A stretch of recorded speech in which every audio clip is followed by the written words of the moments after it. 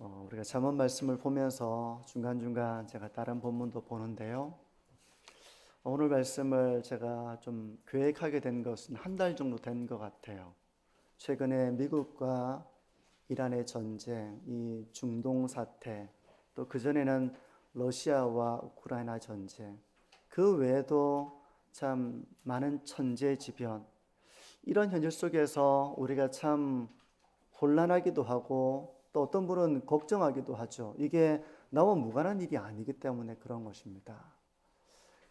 근데 이런 모든 일련의 사태를 보게 되면 이제 주님께서 가까이 오실 날이 가까워지고 있구나. 우리 기독교 신앙의 중심에는 예수 그리스도의 십자가, 그 대속의 십자가와 부활과 또 다시 오실 그 예수님에 대한 신앙이 있잖아요. 주님이 언제 오시는가? 이제 점점 주님이 오실 날이 가까워 오고 있구나. 우리가 비가 올 때, 비가 오는 걸 어떻게 합니까?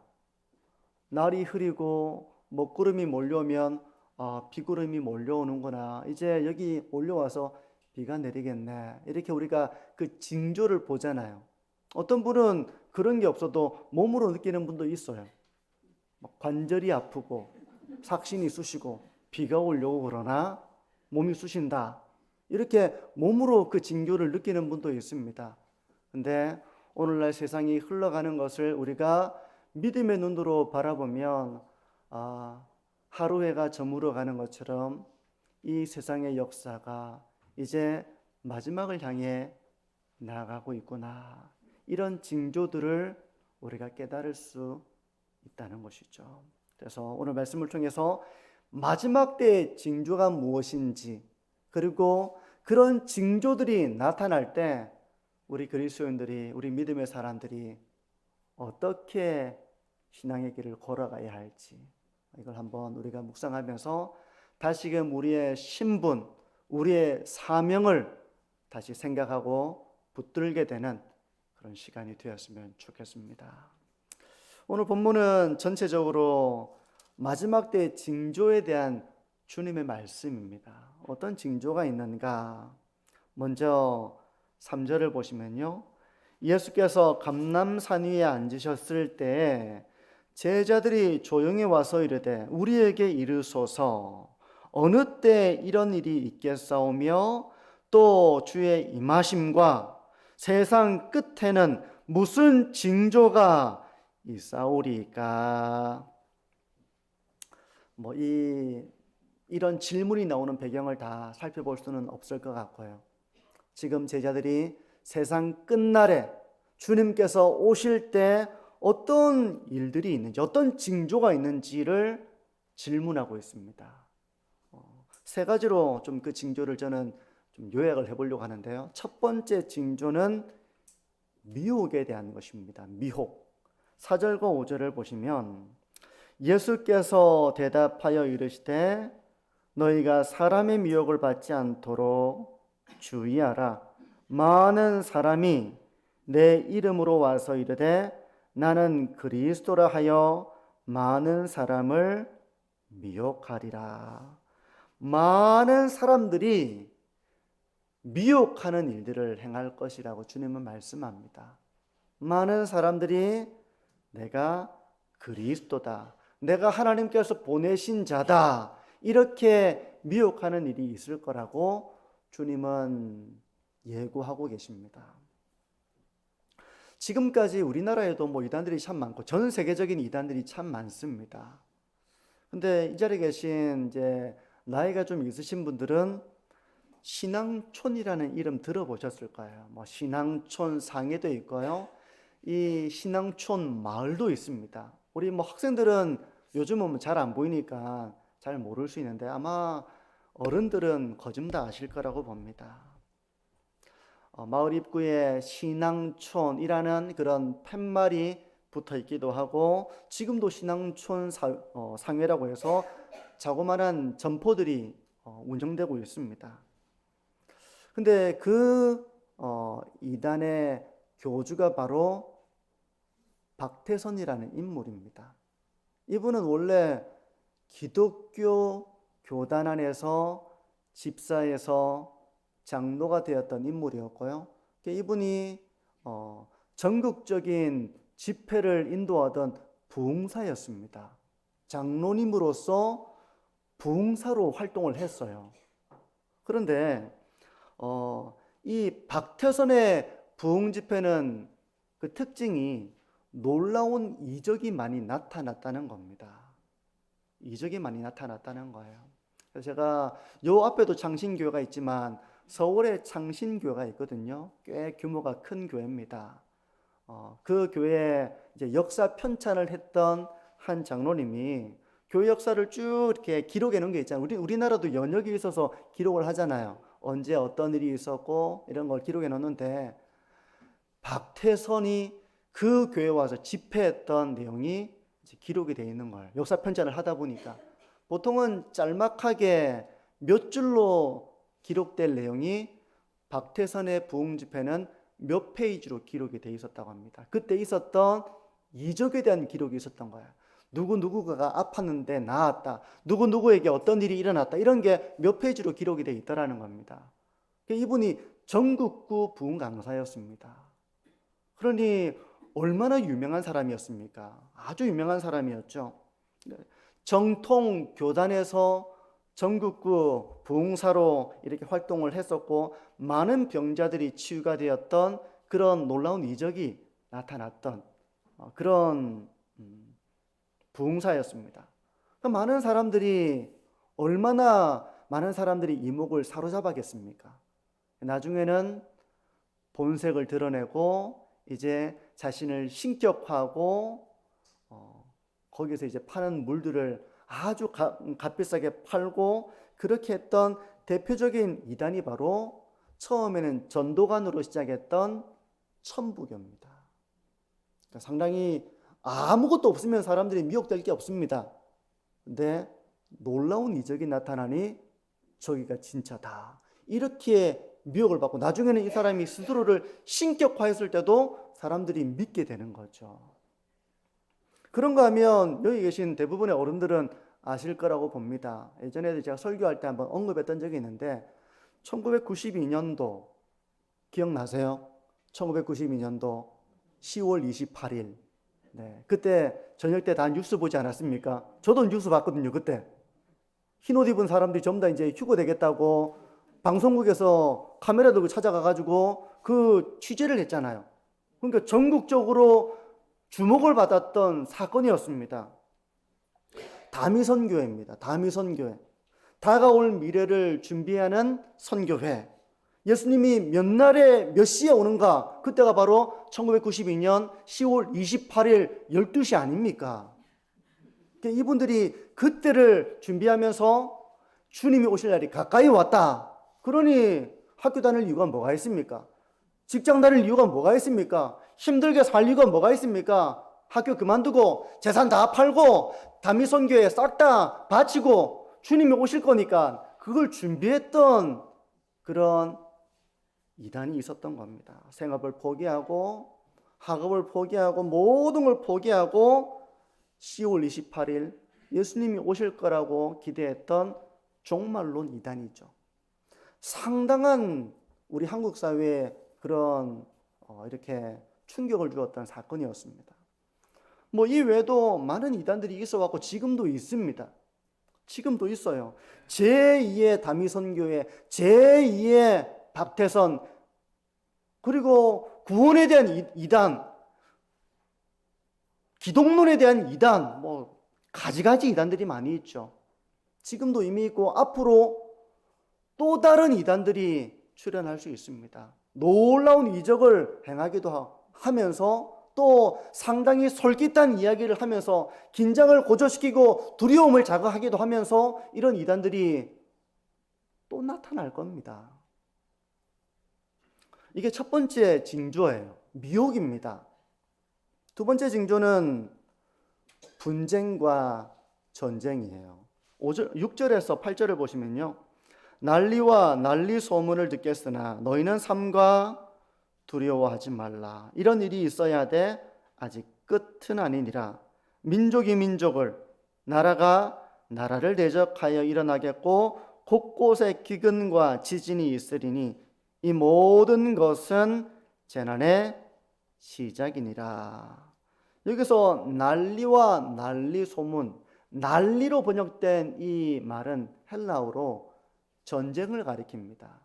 전쟁이 일어나면 난리죠. 전쟁에 대한 소식이 있으면 난리가 납니다. 민족이 민족을, 같은 민족 안에서도 분쟁과 전쟁이 일어납니다. 우리나라가 대표적이죠. 같은 민족이 나라가 나라를 대적하여 미국과 이란, 러시아와 우크라이나, 그 외에도 지금 분쟁 지역 아주 많거든요. 그 외에도 동남아시아, 인도, 네팔 많은 나라들이 분쟁이 끊이지 않습니다. 특히 러시아 우크라이나 전쟁이 지금 5년째 지속이 되고 있습니다. 최근에는 이란과 미국의 전쟁, 이스라엘, 하마스, 이런 중동에 이런 정세들이 있는데요. 이 전쟁으로 인해서 많은 인명이 살상된 것은 물론이고 많은 사람이 죽었습니다. 거기는 지금 일상의 삶이 다 무너져 있습니다. 얼마나 두렵겠습니까? 근데 그것이 그들만의 아픔은 아니에요. 전 세계적인 아픔입니다. 우크라이나 지역은 별명이 세계 최대 곡창지대 중에 하나입니다. 그래서 별명이 세계 빵 바구니라는 그런 별명이 있습니다. 그러니까 상당히 많은 곡식들을 이제 수확하는 곳이 바로 우크라이나인데, 우크라이나가 지금 전쟁 가운데 있으니 수확이 줄어들잖아요. 근데 우크라이나의 그 모든 곡식들이 수출되어져서 그걸 양식으로 삼는 나라들이 많이 있습니다. 특히 이제 중동 지역도 그렇고요. 아프리카 지역은 우크라이나에서 온 그런 곡식들을 수입해서 사는데, 지금 여기가 전쟁 중에 있고 제대로 곡식이 이렇게 수확이 안 되니까 아프리카 가난한 국가들은 지금 기근에 직면해 있는 상황입니다. 우리나라도 지금 미국과 이란의 전쟁으로 인해서 불과 몇 달 전에 기름값이 얼마였습니까? 1,500원 밑으로 내려갔다가 1,500원대, 1,600원대, 1,700원대 하다가 지금 제가 어제 이렇게 보니까 거의 2,000원입니다. 지금 거의 2,000원이에요. 기름값이 2,000원입니다. 전쟁은 지금 이란에서, 중동에서 일어나고 있는데 전 세계적으로 이런 어려움을 함께 겪는 겁니다. 그런데 이 전쟁이라고 하는 것이 인류 역사에 전쟁이 없었던 때가 거의 없거든요. 사실 항상 전쟁이 있어 왔습니다. 나라와 나라가 대적하고 민족이 민족을 대적해서 전쟁은 늘 있어 왔습니다. 그런데 마지막 때가 되면 될수록 그 전쟁이 마치 해산의 고통처럼, 여기 보면 8절에 재난의 시작이니라 라고 할 때 이 재난에 의미하는 바가 헬라어로 해산의 고통입니다. 남자들은 해산의 고통을 잘 모르죠. 해산의 고통 어떻습니까? 해산의 고통은 점점점 이 고통의 빈도가 잦아지면서 강해지는 것이 해산의 고통이라고 하더라고요. 점점점 빈도가 이제 산기가 다가오면서 이제 점점점 고통이 빈도가 잦아지면서 고통이 심해진다는 것이죠. 근데 이런 분쟁과 전쟁이 마치 해산의 고통처럼 앞으로 더 자주, 더 강하게 일어날 것이라는 주님의 말씀입니다. 지금도 전쟁으로 인해서 많은 사람들이 고통을 당하고 있지만 앞으로 이 세계는 주님이 오실 날이 가까이 올수록 이런 징조들이 나타날 것이라는 주님의 말씀이에요. 이 외에도 많은 또 징조들이 있는데요. 그 중에는 교회를 향한 핍박도 있습니다. 그러니까 마지막 때는 미혹의 시대이고 난리의 시대이고 또 교회를 향한 핍박의 시대라는 것입니다. 우리 성도님들은 교회를 향한 핍박을 체감하십니까? 우리나라는 별로 체감하기는 쉽지는 않죠. 왜냐하면 우리가 과거 로마 시대처럼 기독교 신앙을 가지고 있는 것 때문에 재산을 몰수당하고 원형 경기장에 들어가서 맹수들을 풀어가지고 거기서 죽임을 당하고 이런 식의 박해를 받지는 않기 때문에 오늘날 우리 한국 사회는 종교의 자유가 있잖아요. 그러니까 이 박해를 체감하기가 쉽지는 않을 거라고 생각이 듭니다.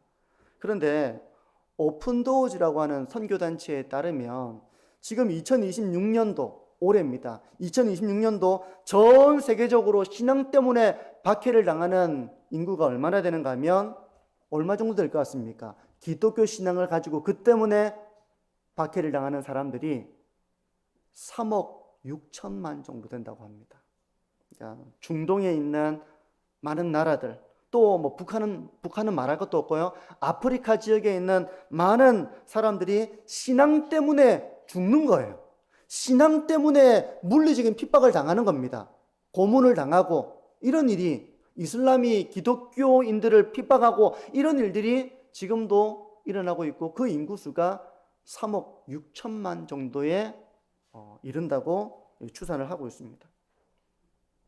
물론 우리는 이런 물리적인 핍박은 없습니다. 우리나라는 종교 자유가 있습니다.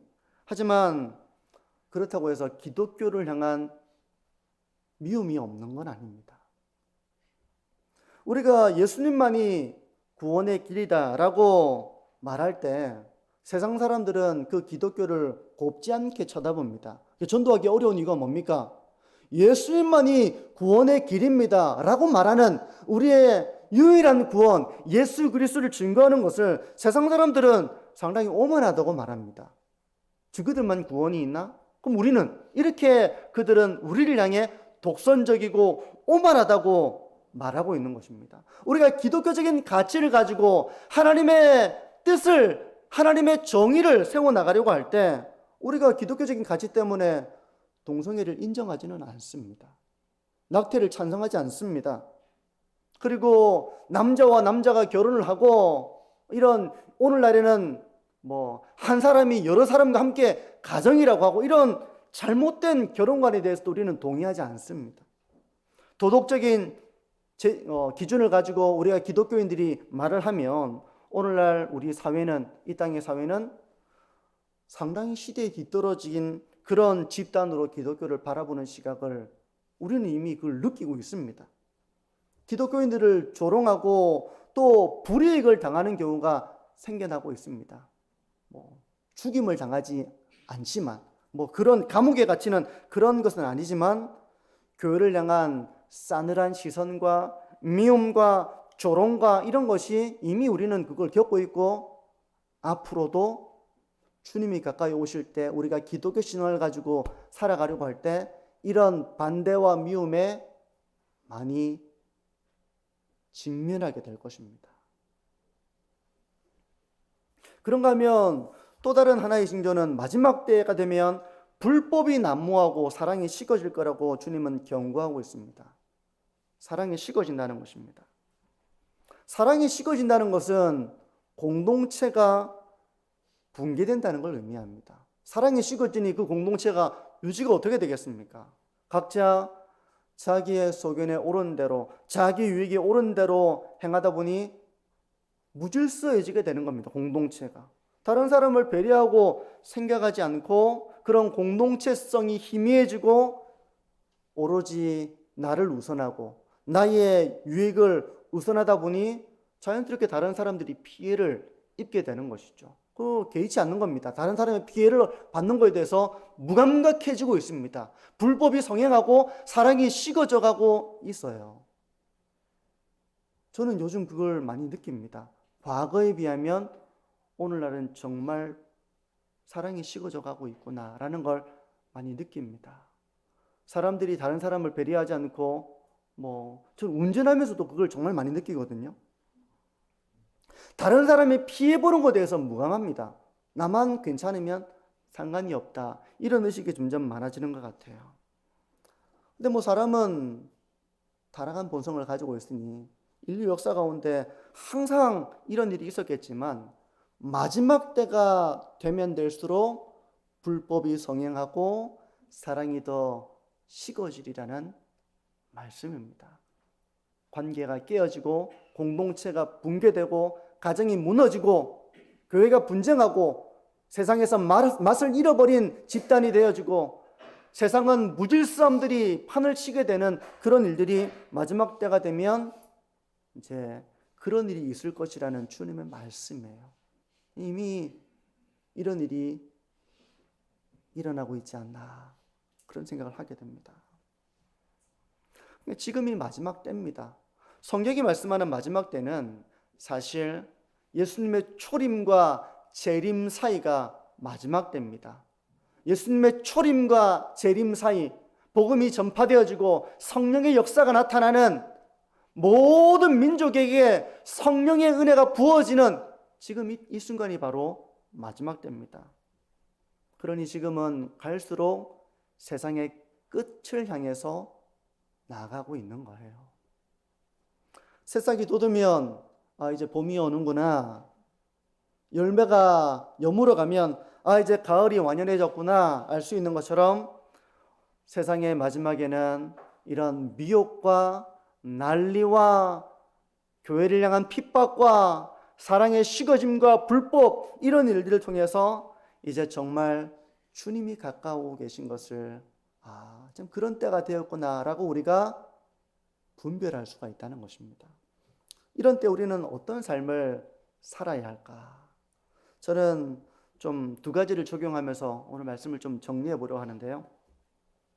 첫 번째는 분별력을 갖추는 것입니다. 분별력을 갖추는 것입니다. 마지막 때에는 이곳저곳에서 미혹하는 사람들이 많이 일어날 것이라고 경고하셨습니다. 그 중에는 자신이 예수님이다, 내가 보혜사 성령이다, 내가 하나님이다, 이렇게 스스로를 신격화하는 이단의 교주도 나타날 것이고요. 놀라운 이적을 행하면서 할 수만 있다면 믿는 자들을 미혹하기 위한 그런 이단의 교주도 나타날 것입니다. 하지만 온갖 불건전한 사상과 교리를 가지고 전통적인 정통의 신앙에서 벗어나도록 하는 그런 많은 미혹이 있을 것입니다. 우리가 진리 위에 굳게 서지 못하면 분별하지 못한다는 것이죠. 여러분, 요즘 보이스피싱이 엄청난 기승을 부리고 있습니다. 방법도 정말 다양합니다. 정말 조심하셔야 돼요. 나는 안 걸려. 근데 그 방법이 너무 교묘하기 때문에 자신할 수가 없습니다.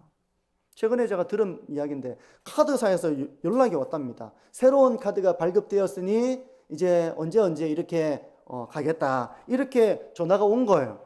나는 발급한 적이 없는데. 그러면서 발급한 적이 없는데요? 이러니까 뭔가 지금 금융에 어떤 착오가 생긴 것 같다. 그러면 발급한 적이 없다고 여기 전화를 하시면 된다. 뭔가 문제가 있는 것 같다. 그러면서 전화번호를 알려준답니다. 그럼 전화하면 어떻게 됩니까? 휴대폰 정보하고 이런 모든 것이 이제 연결이 돼가지고 갈취를 당하게 되는 것이죠. 요즘 인터넷도 교체 많이 하잖아요. 인터넷을 교체했는데 어떻게 알고 전화가 온답니다.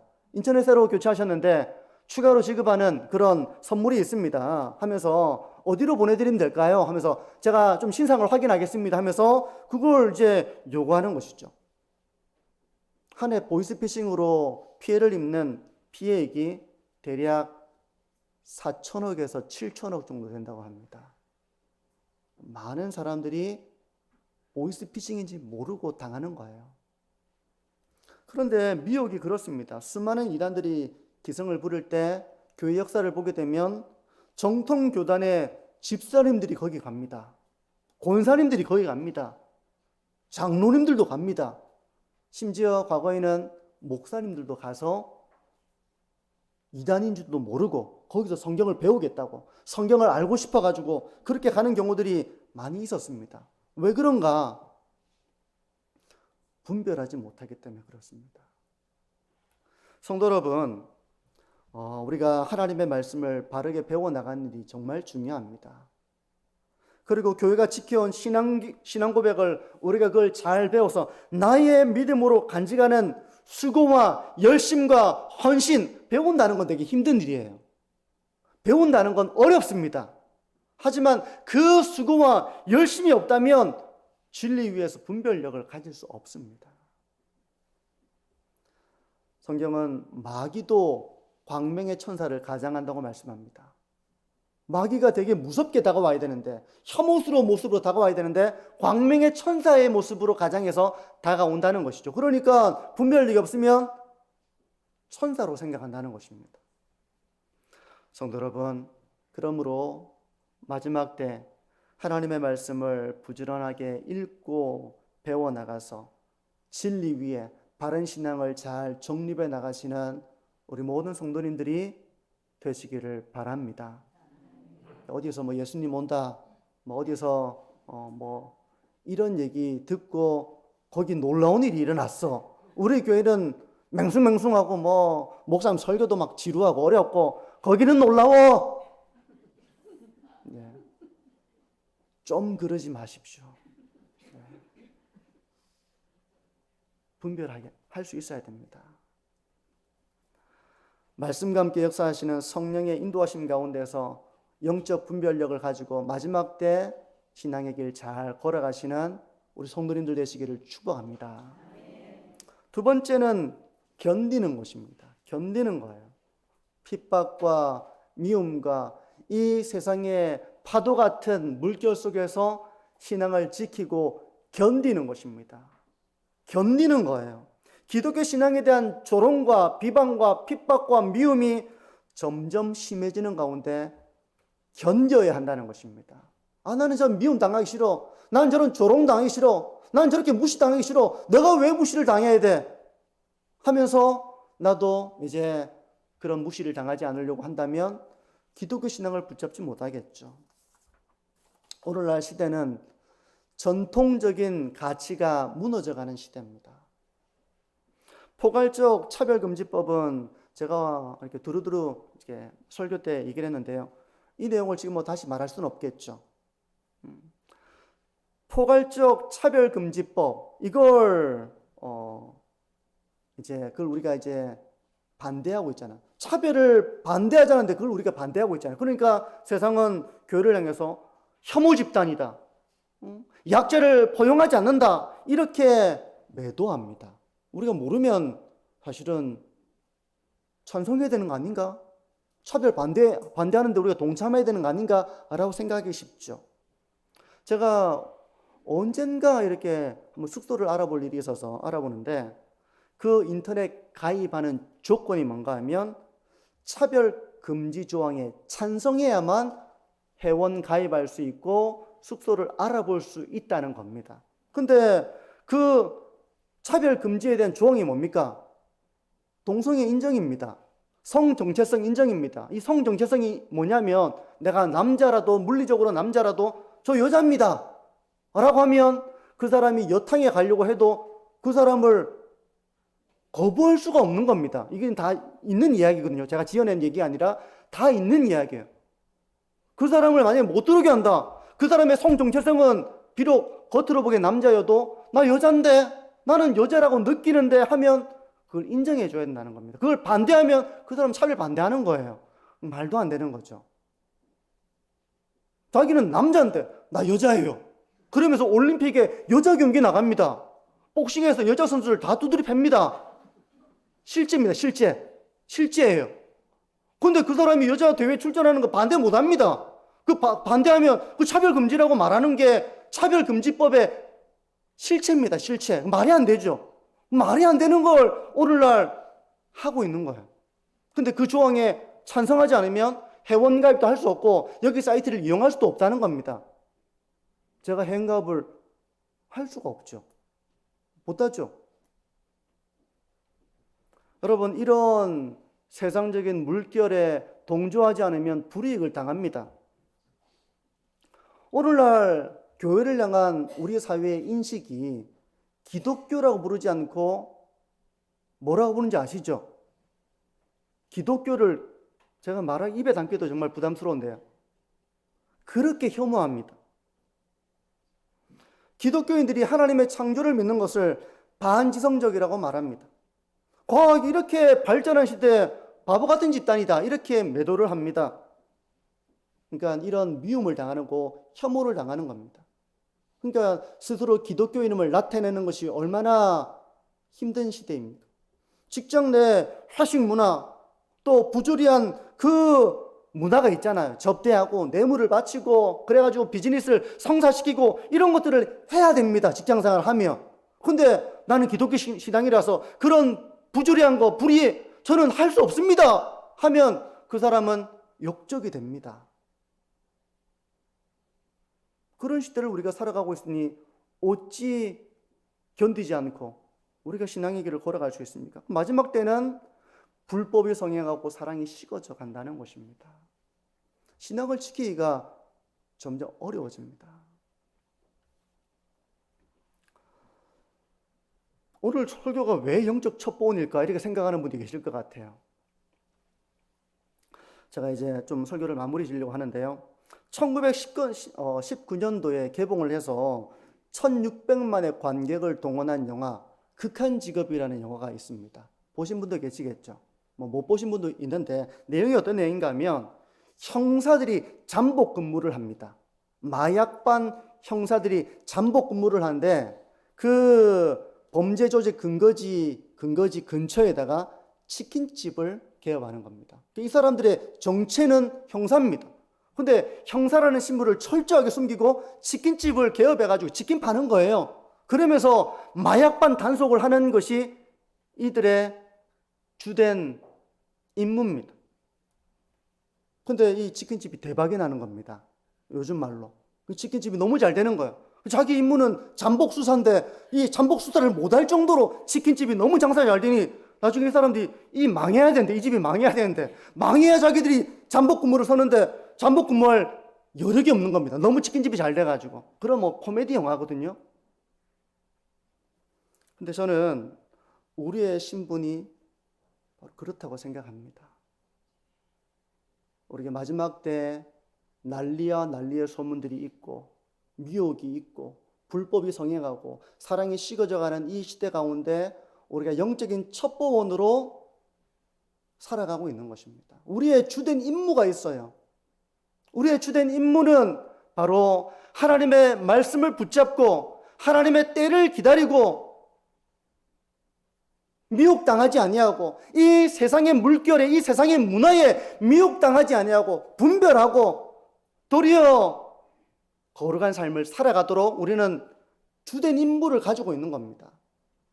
그런데 이게 주객이 전도되어져 가지고 좋은 대학 못 가니까 막 인생이 무너져 가고 취업이 안 되니까 내 인생이 무너져 가고 우울해지고 내 자아상이 무너져 가고 사업이 안 되고 직장 생활이 어려우니까 내 삶이 무너져 가고 여러분 우리는 그 가운데서 하나님의 거룩한 사명을 감당하도록 부름을 받은 영적인 첩보원들입니다. 그러므로 성도 여러분, 세상의 물결에 같이 휩쓸려서 세상이 구하고 원하는 것을 내가 함께 욕심을 부리고 그 길을 걸어가도록 살아가는 것이 아니라 우리가 이 가운데 우리의 진정한 신분은 마치 치킨집 그 사람들이 장사하는 사람들이 아니라 형사인 것처럼 우리가 첩보원이 되면 어느 타국이나 적군으로 가가지고 그냥 평범한 삶을 살아가잖아요. 하지만 자기의 주된 임무는 정보를 우리 본국으로 보내고 그런 일을 하는 거잖아요. 여러분 우리가 미혹이 많은 이 시대 가운데에서 거기에 휩쓸리지 않는 그런 믿음의 길을 잘 걸어가기를 바라고 불법이 성행하고 사랑이 식어져가는 이 세상 속에서 우리가 주님의 사랑을 품고 빛처럼 소금처럼 살아가는 이 사명을 감당하는 것이 바로 우리의 사명인 줄 믿습니다. 마지막 때 난리와 불법과 사랑의 식어짐과 미혹이 있는 이 마지막 때의 삶 가운데 신앙을 잘 지키고 주님의 말씀을 붙들고 믿음과 소망을 가지고 사랑의 길을 잘 걸어가시는 저와 우리 모든 성도님들 되시기를 주님의 이름으로 축복합니다. 우리 기도하겠습니다.